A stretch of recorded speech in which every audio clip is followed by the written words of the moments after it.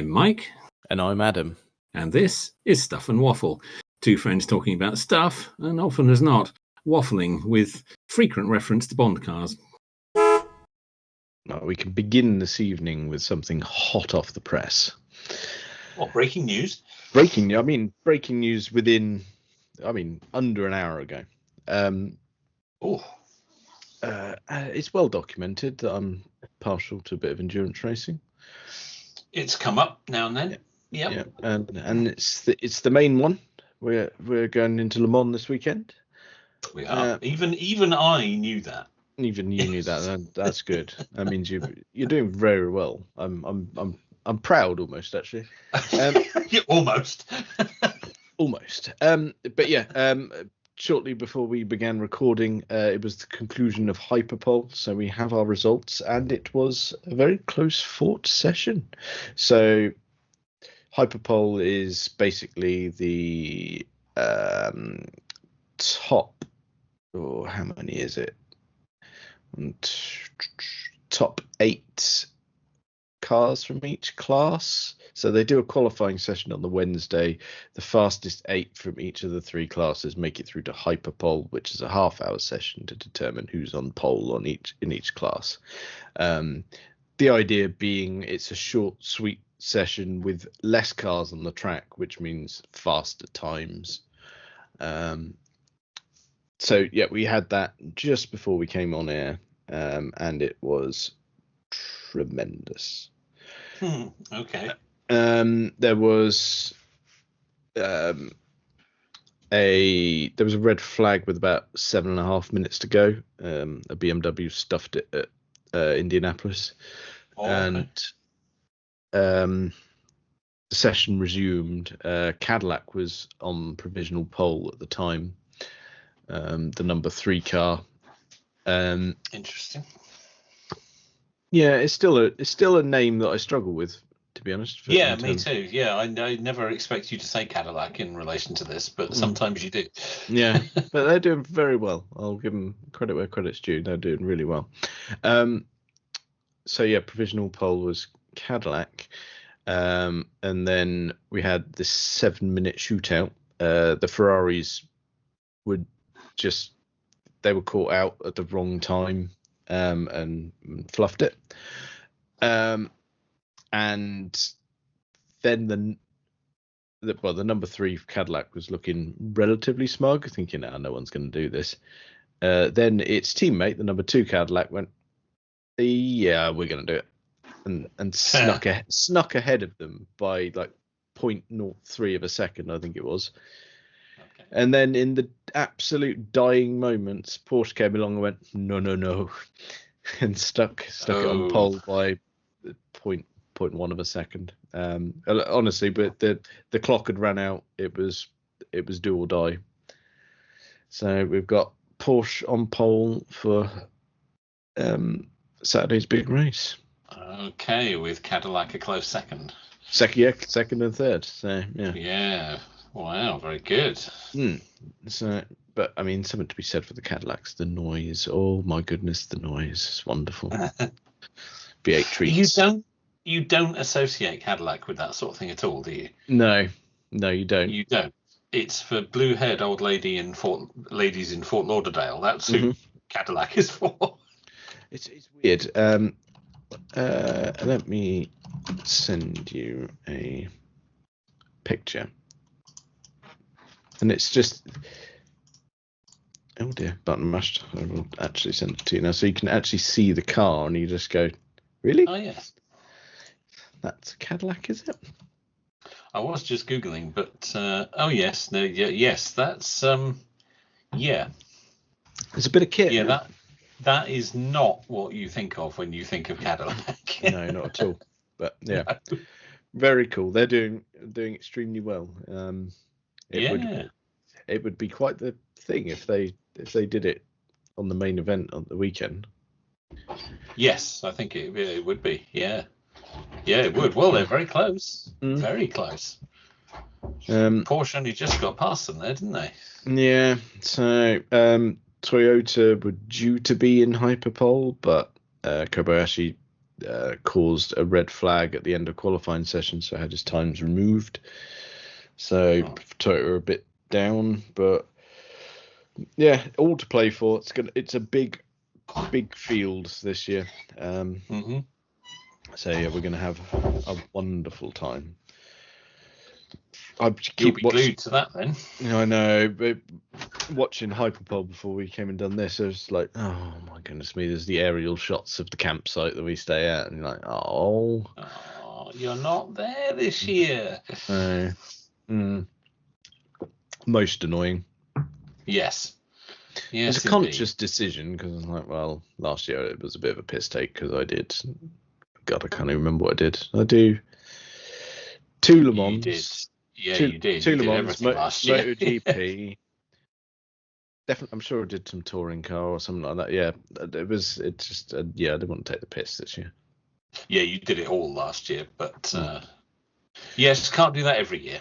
No, can't be greedy. But yeah, it was a really good session and just puts us right in the mood for the weekend. So yes, it'll be going on all weekend, won't it? You'll be that's your weekend sorted, I imagine.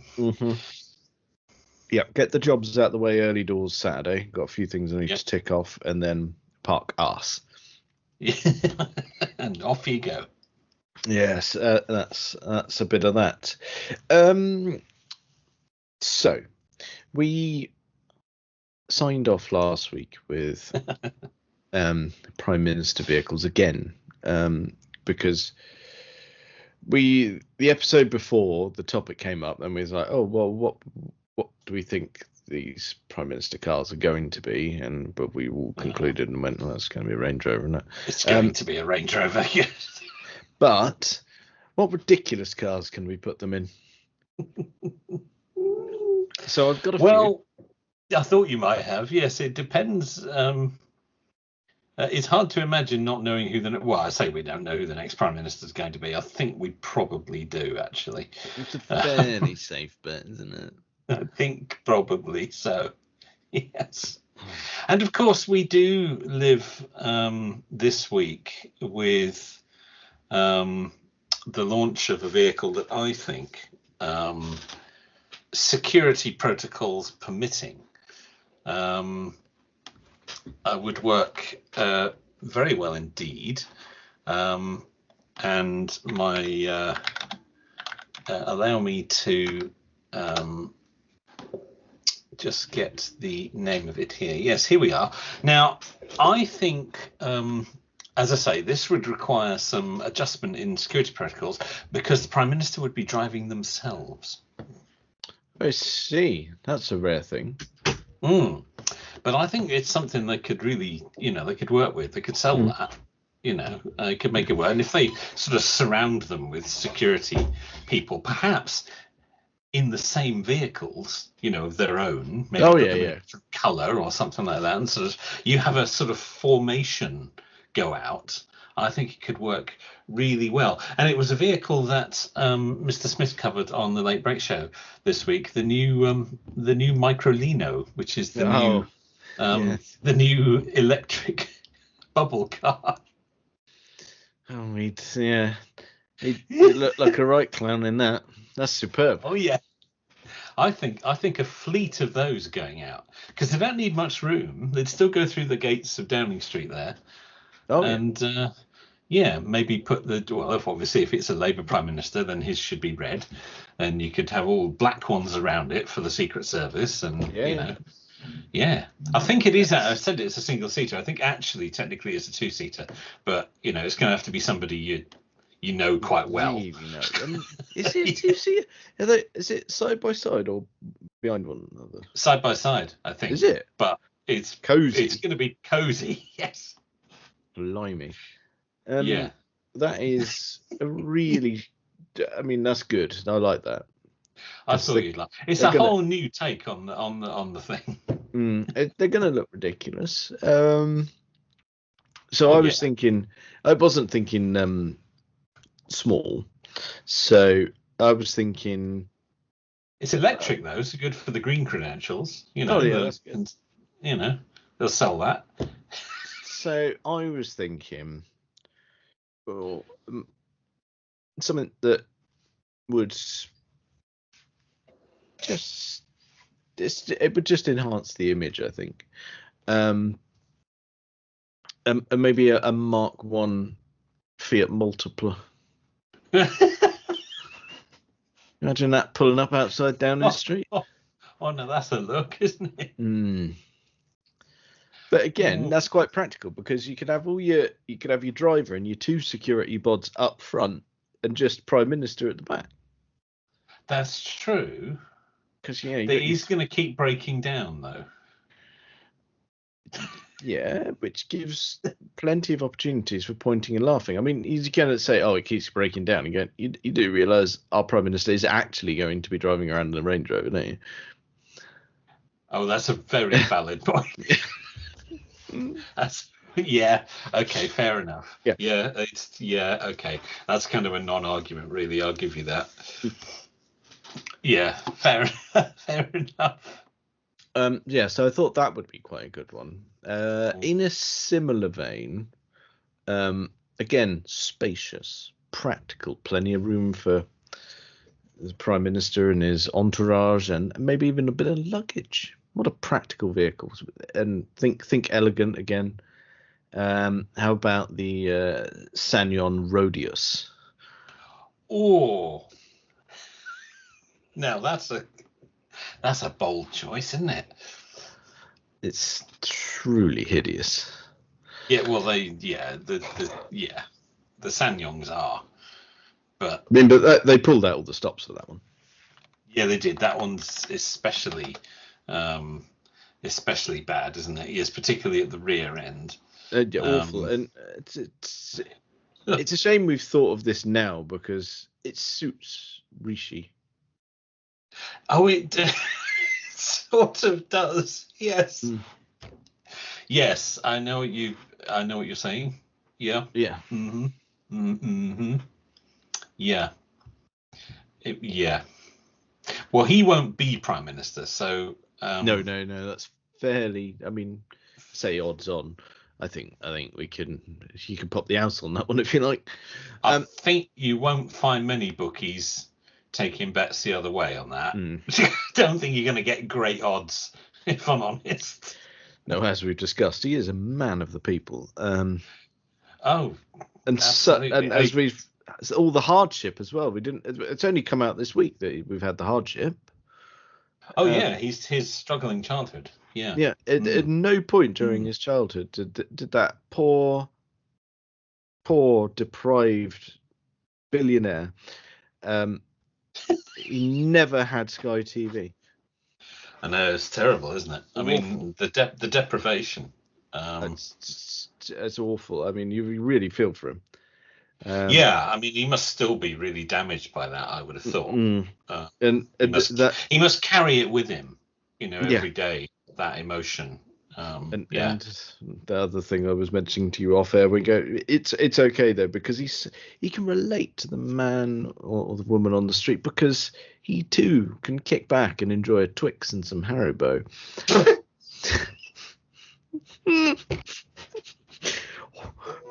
It's such an utter bell end. He's just, as I said, he's so far out of his depth at this point. It puts us back to when he went to go, I'm going to fill the car up, yeah? Roll the sleeves up, take the jacket off and all that sort of stuff. And go, had clearly never used a petrol pump before. And more disturbing, had clearly never used a debit card before either. Awful. Yes, it's very easy. You just tap them these days. Yeah, didn't know that. No. No. And I believe it wasn't it a Kia or something. I mean, he'd clearly never been near that brand before. No, that was it. Just someone got accosted at a forecourt and went, "Oh, do you mind awfully if that numbnuts fills your car up?" Yeah, we'll pay for it. We'll pay for it. It won't pay quickly, but we will pay for it. Yeah, we might be here a couple of hours. But if you've got a minute, you get a free tank of fuel out of it. No, I think that would, if that were me, probably not. No, Do you mind if I just? leave. I got loads of petrol. I'll leave. Sod this. I'll just be. Yeah, I've got enough. I can get to the next station. It's fine. Yeah. Dear. Yeah, I think you could be onto something with the Rodius there. Actually, I think that would have suited him. I think they've missed the trick there by popping him in a Range Rover. Yeah, that's real class. I mean, I suppose there was one sort of token item on my list of going, if you really wanted to go old school, guarantee a breakdown while looking dodgy. You might as well go FSO Polonez. Oh, yeah, the FSO Polonez. Mm. Well, you certainly wouldn't be able to claim that they were wasting money on prime ministerial transport. That's right. Saving money. Maybe that's a Labour thing. They'll go, well, yep.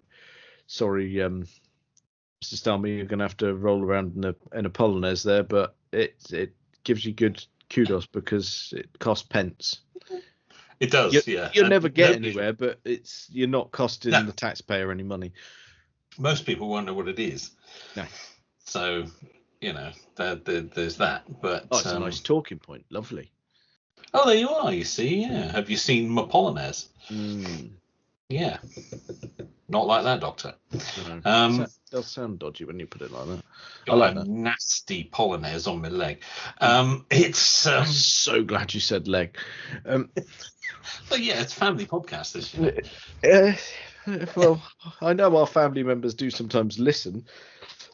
Yeah, it has been known. Yeah, it has been known. See, I still like the idea of going proper old school. Now, I know I suggested an XJR the last time we talked about this. I think I'd go further back. I'd go Rover P5. It's too good for them, though, isn't it? Yeah, they are quite nice. Yeah. Yeah, I mean, whoever we get next, they need to prove themselves first before they can have something nice like that. Yeah, you think they've got to upgrade to a P5? From a Range Rover, yeah. Yeah. Oh, yeah, absolutely. Yeah. Oh, it's definitely a step up from a Range Rover. Yes. Yeah, definitely. Oh, yes. But yeah, don't get me wrong. I do agree. I mean, because that's how we started this conversation, wasn't it? Because Margaret Thatcher was in it. Thatcher was in a Rover P5s to begin with, and then was in Series 3 XJs, I believe, later on. But yes, because I believe the story was that she, when the P5 was going out of production, she ordered that they buy a load so that she could keep using them even after they weren't making them anymore. Yes, that was it. I do remember. Yeah. And they were all black. Yeah. Because she must have then. Yeah. Because if you think about it, if she was rolling around in P5s and then Series 3, because she didn't give it up until 1990? 92. 1979, I believe, until 92 when John Major took over. We'll just confirm that, but I'm pretty sure. Prime Minister of the United Kingdom. She was. Oh no, I do tell a lie. It was 1990. You're quite right. She was leader of the Conservative Party from 1975, but she didn't become Prime Minister until 1979, and then was ousted in 1990. Right. So I was 2 years out there. But that's fine. It's good to clarify. So bearing that in mind, and if she was still lingering like a bad smell until 1990, She must have, towards the end of her tenure, been rocking around in an XJ40. Yes, I believe so. Yes, and I don't recall offhand, but I believe John Major was in XJ40s, as was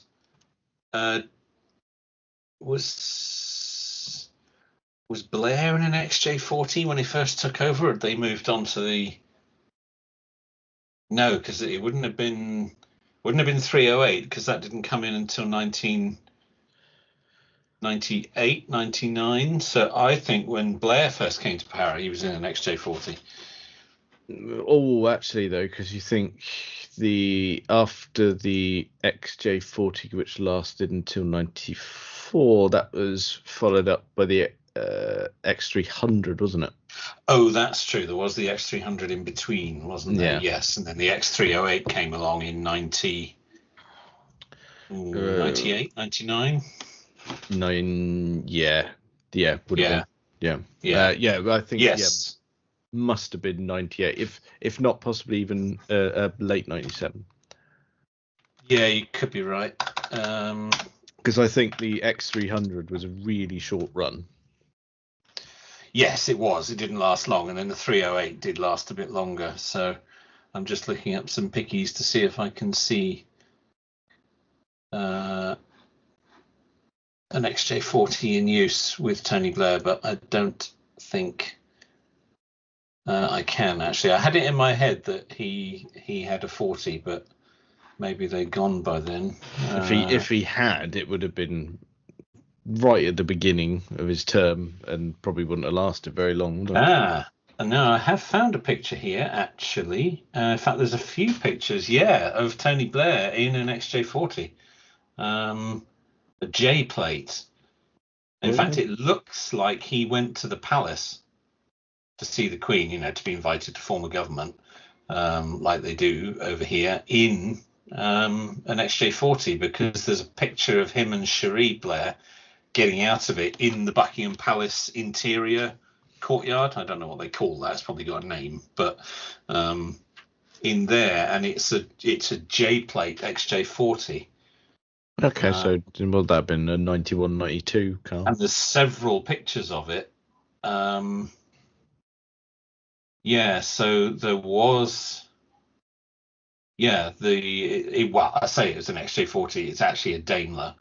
Daimler 4-litered armored ministerial car. So yes, it does look like Blair did, at least at the very beginning, did use an XJ40. Yeah, I'll send you this picky. Yes, please. Yeah. Yes. Oh, we love it. We love a bit of Jag action here. Well, I've got a penchant for an XJ40. Well, we will do, don't we? Yeah. Well, absolutely. The amount of miles I put on Phil's as well. Well, yes, you were very partial to that. That was a glorious car. Phil will agree. It was just wonderful, but not financially viable towards the end of it. No, indeed, it did have issues, but it was a glorious machine. Yes, absolutely. So there you go. So Blair certainly did ride in a Jag, which was obviously in service for quite a long time, because that was not current model at that point.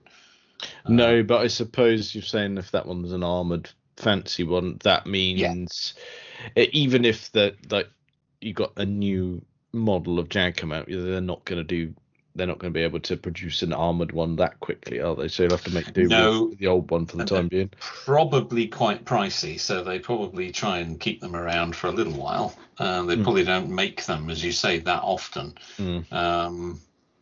Now, here's an interesting little nugget. We're really getting in the weeds with this now. But when David Cameron became Prime Minister, and he went to the palace to see the Queen, to be invited to form government, he went to the palace in an X350. and went back from the Palace to Downing Street in an X351. Oh, right. I wonder So what that was. from the old shape XJ to the new Callum shape XJ. Right, and Don't know. why on earth are we speculating? It's because the 350 broke down. Yes, it was out the back. And that's the problem. So there he is. He's gone in. He's had a word with Madge and went, yeah, I could do your government, love. Don't you worry. Yeah, I've got a government here. Lovely. Yeah. Being the old Clegg, we'll sort it right out. Oh, that came later. Oh, yeah, it did. He was on his own to begin with. No, other way around. No, it was Clegg first and then on his own second, wasn't it? Oh, you might be right, actually. Yeah, I forget now. Yeah. So what he'll have done is he'll have appeased her Madge there and been fine. So she said, "Oh, you're on your way now." Well, that was uncanny. And then out he pops and goes, "Oh, fucking hell, it's not starting, is it?" And so he pops back in and says, "No, dearest Madge, have you got any cars lying about?" You got a spare Jag? You must have. You love a Jag. Yeah. So that's my theory. His 350 shat itself, so he borrowed Madge's 351 to get back home. 351. You could be right. Oh dear. Yes, you could be right. Yes. And that car was then in use all the way up to Boris Johnson until somebody drove in the back of it. Not hard enough, if you ask me. Well, no, but it didn't do the Jag any favours. And since then, they've been in Range Rovers. It's a wonder they've made it anywhere. But anyway, there we go. That's shed a little too much light onto prime ministerial Jaguars. I think we could probably draw a line under that topic now. Do you reckon? We've probably done that to death. Do you think? Yeah, I think we're probably right there. Steer us away. What have you got? What have I got? I've been out and about quite a lot this week, driving my own Jaguar, not a ministerial bomb-proof spec, but nevertheless. Glorious in its own right, though. Oh, well, I think so, yeah. I think so. And I have to say, it's been quite good for tasty treats this week on the roads. I see. What have you seen? Yeah. I've spotted some right nice stuff this week that was most unexpected. I have... Where shall I start? There's such a mix here. There's such a breadth of vehicles. I will start with a Series 1 3-door Range Rover, since we were just talking about Range Rovers. Yeah, one that you'd want as well. Yeah. Fair play. Yeah. It was white, and it looked. The white was a little bit too bright to be original, I would suggest. If that makes sense. Bit of restoration gone on. I think we could have had a bit of resto going on there. Yeah, it's fair enough. It was lovely. Yeah, an old Range Rover's going to need it. Let's face it. Yeah, it's probably been restored a few times at this point. I would think. And I had a couple of moments last night because it was my good lady's birthday yesterday. And very good. We went out for a meal in the evening, like you do. Lovely. And I had a moment on the way in and the way out. So, not like that. Going in to the pub, the dirty little man. I'm so sorry. On the way into the pub, parked right in front, XKR. Now I can't let that pass because no. There it was. That's right up your pipe. Yeah. I hope to have one. XKR, Callum XKR, the later one. Yeah. In metallic grey. Very nice. Very nice. Nice. Yeah. and it was an R. It didn't just have the R badge. It was. Yeah, it had the gubbins to go with it. Very good. Yeah, I think it had the gubbins. So, but on the way out of the pub, just parked a couple of cars down from my car, and you'll like this one as well. A 1992. I had to look it up because it was on a private plate, but 1992 Volvo 245. Oof. Now you see. Mistake. Now you see. That's what you like. That was it. Absolutely mint. And I looked it up because, I say, it was on a very unusual plate. I suspect the plate is worth more than the car. But I looked it up. 1992. It's done 125,000 miles. Never failed an MOT. Never even got an advisory. It is absolutely spotless. It was silver with a black interior. Perfect. That's the epitome of an old money car, that, isn't it? Perfect. That is old money, isn't it? That's just can't think what to replace it with. Yeah. Love it. Absolutely love it. It's a lovely, lovely spot. You just don't see those anymore. And that was lovely. Headlamp wipers and all. Well, you see, you don't get that these days, do you? No, you don't. No, that was proper. I really enjoyed that. However, the treats didn't stop there. Oh no. Well, they did last night, but other times during the week. Another one I saw, which is actually a sort of relatively modern car, but it's a car that has completely disappeared. A Citroen Xantia. Oh, when's the last time you saw one of those? It's been years. That's, to coin a Mr. Smith phrase, that's rare, but nobody cares. I think that is rare. Now, we spot Xantias because Dawn's dad had a Xantia back in the day, but he had a Xantia brand new. But there was this one going round about towing gear on the back. Oof. Old. Mm-hmm. But I didn't get up close to it because it was a driving spot, but it was it looked tidy. Folds, like it wasn't sat down on its arse. It was a proper some functioning suspension. That's good. Yes. When was the last time you saw one of those? It's one of those cars that was everywhere and is now nowhere.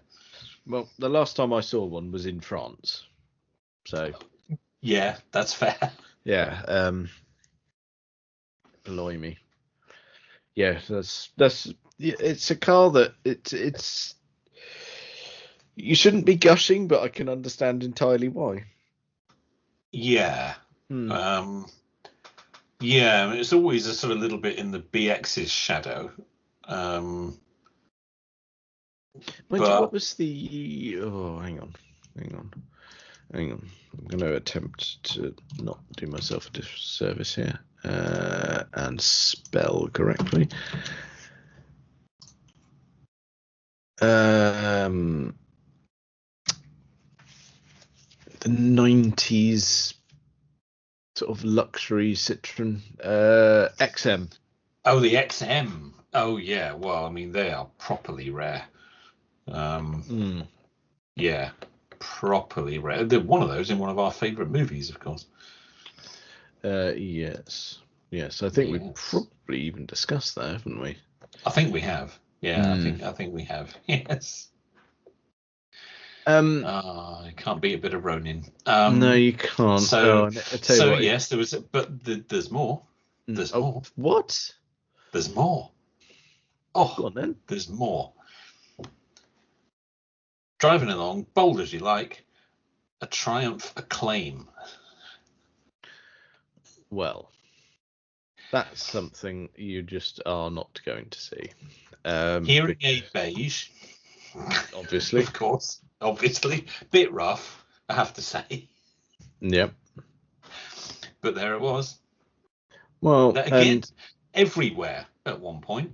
They were everywhere. I mean, what's really sad is it was the last It was the last Triumph, wasn't it? It was the last Triumph. Yes, I said that to Dawn actually because we were driving along together at that point, and I said that was the last. She's had enough of my nonsense on these sort of subjects, but it's nevertheless, I feel the need to share. Yes, that was the last car to wear a Triumph badge. Yeah. Yeah, even though it wasn't a Triumph, let's be honest. So they did the Rover trick, didn't they? It was a Honda, but nevertheless. Yeah, it was quite literally a Honda Ballard. Yes, just with the badges changed. Yeah.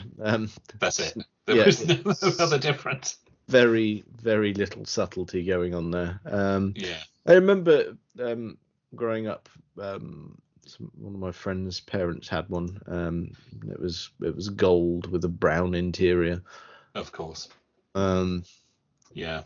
I remember them in gold. Yeah. Hideously unreliable, as I recall. Yeah. Yeah, built to a price, weren't they? Like all those cars of that era. It's like, how have you taken a reliable Honda and made it worse? Yes, it's just putting the badge on it is all. It's really odd that's the thing. That was the thing, yeah. Cutting corners everywhere, I suppose. But yeah, there it was, trundling along. I was quite taken aback by that one because I mean, of the others we've mentioned, you don't see them. You really don't see that. No, you don't. And I think it's at Gaydon. I think they've got the last one off the line. Oh, have they? Oh, okay. Right. Nice. Again, it's one of those ones where you just walk past it and dismiss it, whereas actually you go, this is quite significant. The last car to wear a Triumph badge. It is quite significant. A very significant badge. But now, now gone in terms of cars, anyway. So where does that? Am I right in thinking that is it BMW that still own the name? That's a very good question. I do not know, but we can probably find out, can't we? Probably could. I'll let you type it up rather than two of us bashing the keyboard. Yeah. No, we're on it. No, not Triumph Motorcycles. No, that's quite different. Yes. Triumph Motor Company. Here we go. Now then. Please bear with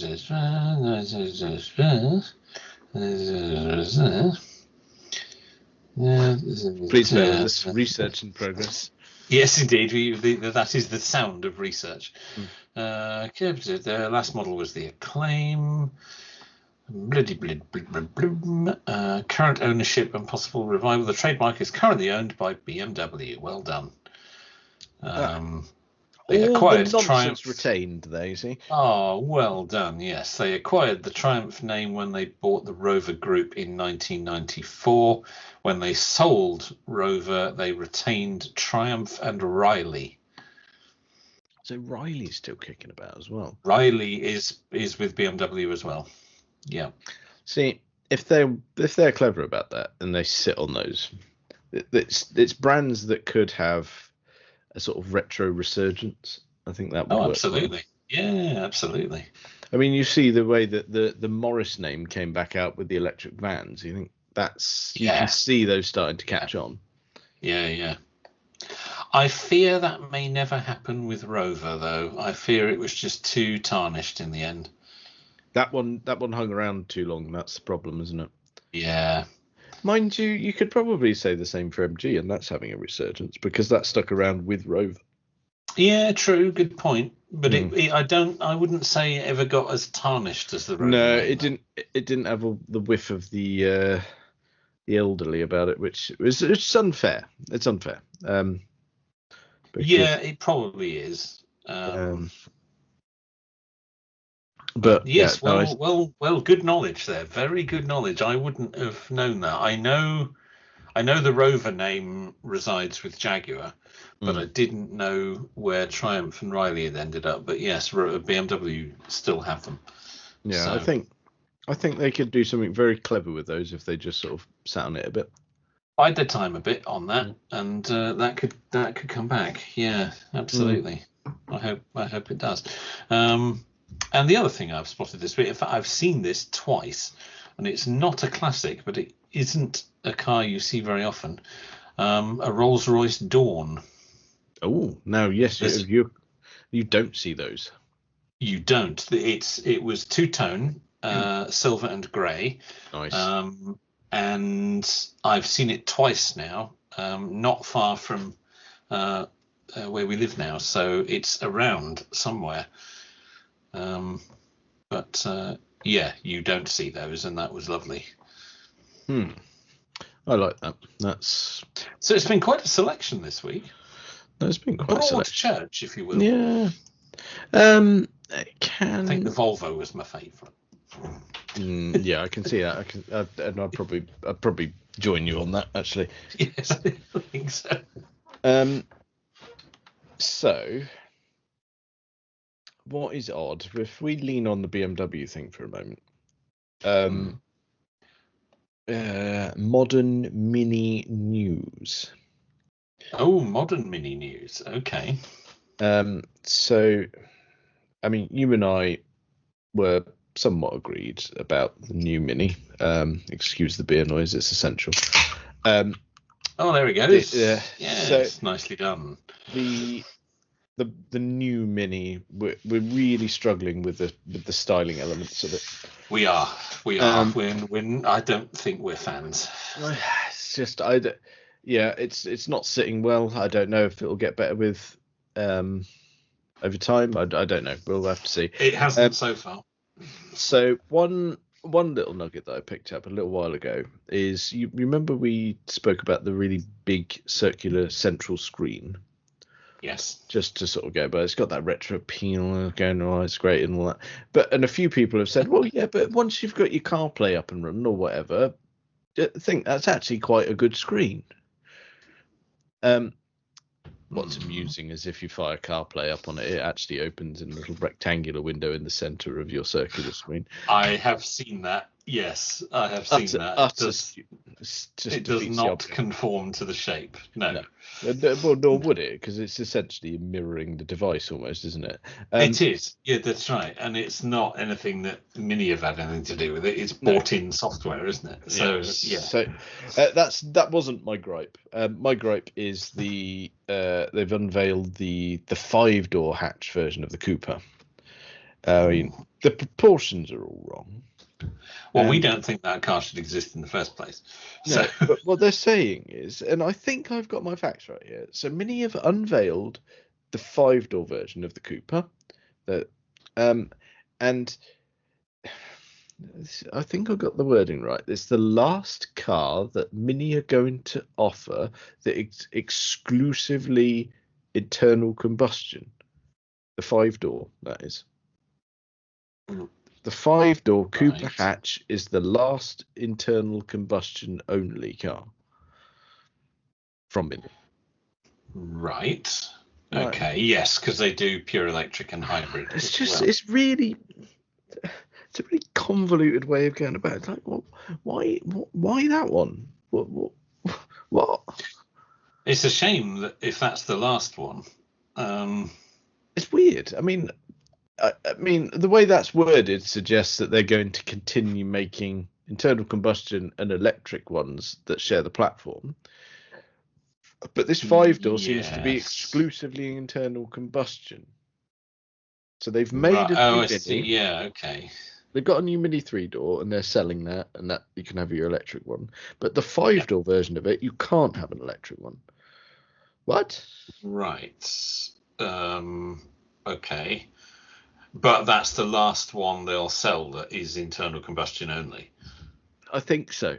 I think that's what they mean. That's a very confusing way of announcing it, as you say. It's really appalling. And what really bugged me, going, once I got past that sort of really craply worded sentence, I then got onto the fact that, right, in my head, this is a Mini. This is a small car.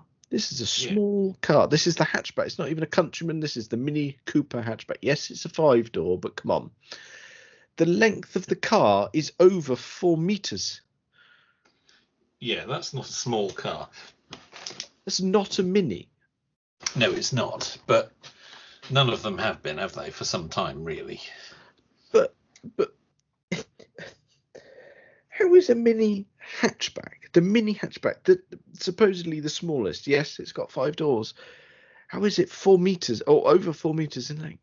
This is just what is wrong with the world, and it's just not right, hideous to look at. It's not right. It's not right. No, it is. I don't like the styling direction they're going in at all. No, you can bloody keep that piece of shit. That's just. Yeah, that's no good, is it? It's no good. It's not, and the one that they've used in the press shots, they've forgotten to halfway along to paint the roof. Oh dear. I'll see if I find you a picture. Yeah, find me, because I've not seen it. I mean, I won't bore you with the entire car. I'll just bore you with the roof. Oh dear, yeah, they've run out of blue in the paint shop, haven't they? Yeah. That's it. And I went, oh bollocks! It will just leave the rest of it white. The back end's in primer still. That's what. Awful. What are they doing there? That's very. No, I don't. Yeah, I don't like the way they're going with that at all. Right. So, let's move on to. Well, I say move on. Let's round off the episode with some electric news. Now are you going where I hope you're going? I don't know if I go. I've been looking at some electric news as well. Okay, well, I'm going to Lotus. How about you? Oh no, I was going to Alpine. Okay, right. You can have yours after mine then. Okay. So this is the. Now, how do we say it? So it's the Lotus that's sort of like a saloon car ish. The Emeya, Emeya. Oh, yeah. So the sort of Taycan Model S rival. Yes. Yes. So that's fine. That's fine. We knew there's going to be these range of Lotus because it paves the way to fancy sports cars. We've discussed this, and while we don't like them, we accept they have to be. Yes. So what's interesting is this new Lotus Emeya is claiming to be the fastest charging electric production car. You plug it into the right charger and you can go from 10 to 80% in 14 minutes. That's a bold claim. It does depend on where you plug it in, obviously. But yes, you're up against some stiff competition in that area. So yeah, it's charging rate, peak charging rate during this test that they did was 402 kilowatts, and averaged at 331. Okay. And it was completed using a 400 kilowatt DC connection. Right. So there you go. There aren't many of those around. No, but it's nice to see the potential there. So that I thought it is. I thought it was noteworthy. Yeah, good for them. Good for them. They're making a good fist of it, aren't they? I mean, they have to do it. And I do prefer that. I do prefer that to the Electra. It does look a lovely bit of kit, I'd say. It looks like a nice thing. Yeah. But yeah, I tell you what then. Let's segue gently into the EV that you're going to, because there's going to be a bit more mass market, I feel. I suspect so, although not super mass market. Not super mass market, no. Alpine have unveiled what they're calling the A290, which is basically the hot version of the Renault 5 electric. So I saw the concept of this at Le Mans last year. You did? Yes, you did. Well, they've now unveiled the real thing. Also at Le Mans, I believe. Yes, indeed so.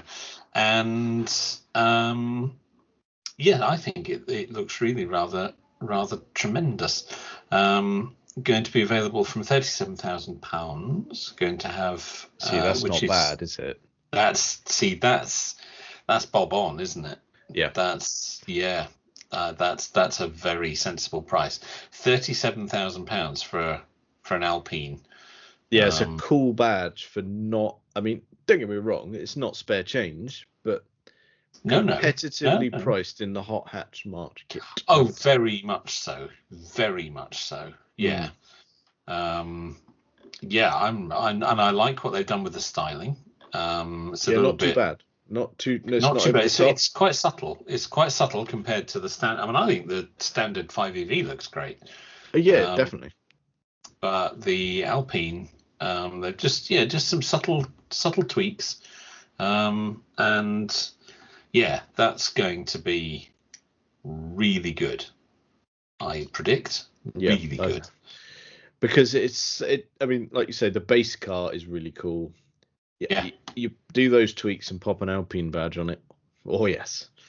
This is faster, more powerful. It's got some nice interior touches, upgraded audio system, vehicle to grid technology, which is, the latest thing. And 52 kilowatt hour battery, which is a lot in a small car. Yeah, definitely. The only bit that really concerns me is there's been absolutely no mention of the baguette holder. Yeah, that is a worry, isn't it? It is a French car. Where on earth am I meant to put my baguette when I get one of those? I know that's a serious concern. I think we'd have to take that up with Alpine themselves, really, on that. Because if they've not attended to that. I mean, worst case scenario, you could just buy it from Renault.